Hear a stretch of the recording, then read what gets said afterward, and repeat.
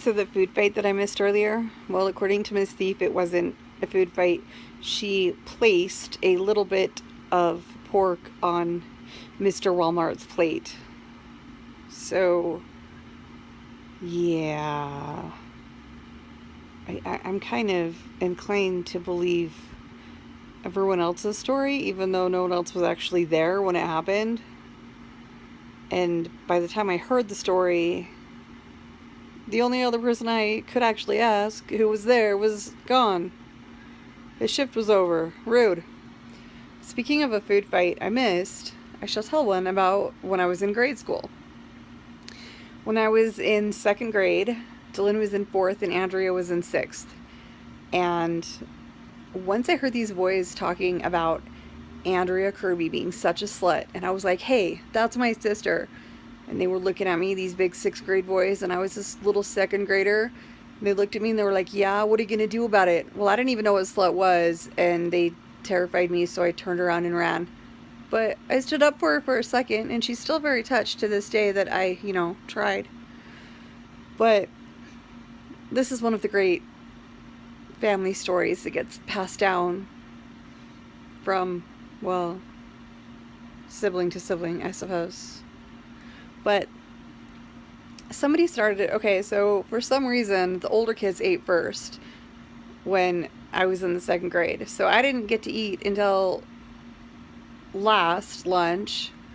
Yeah, they really should have fed the little kids first. Rude. So by the time I got to eat, I'd heard about this horrible food fight and didn't know that Andrea was, like, in the midst of it. Apparently, this boy that liked her threw a carrot at her or something, because that's what you do when you like a girl, right?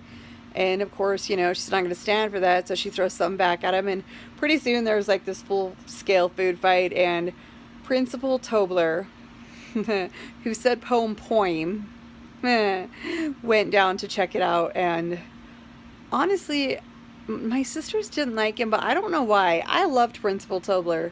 He and I had a great rapport. Every time I got sent to the principal's office, he gave me candy. Like, I had a great rapport with him. I don't know why my sisters didn't like him. My family didn't like him. I don't know why. But I loved Principal Tobler. And one of my sisters that I don't claim as family, actually, so I don't know why I called her that, won't eat Toblerone to this day because it reminds her of him.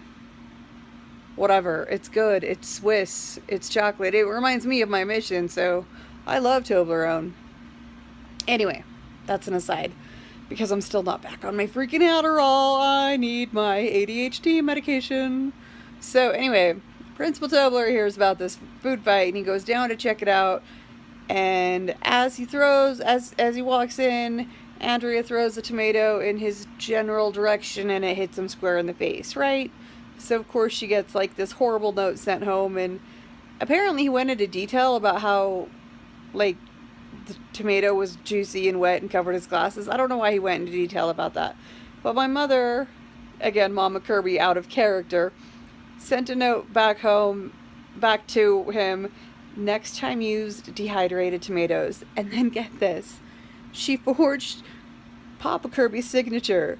So Papa Kirby gets a phone call about a food fight and a rude note that he doesn't know anything about. And he was like PTA president at the time. So, oh man, good times. Good times.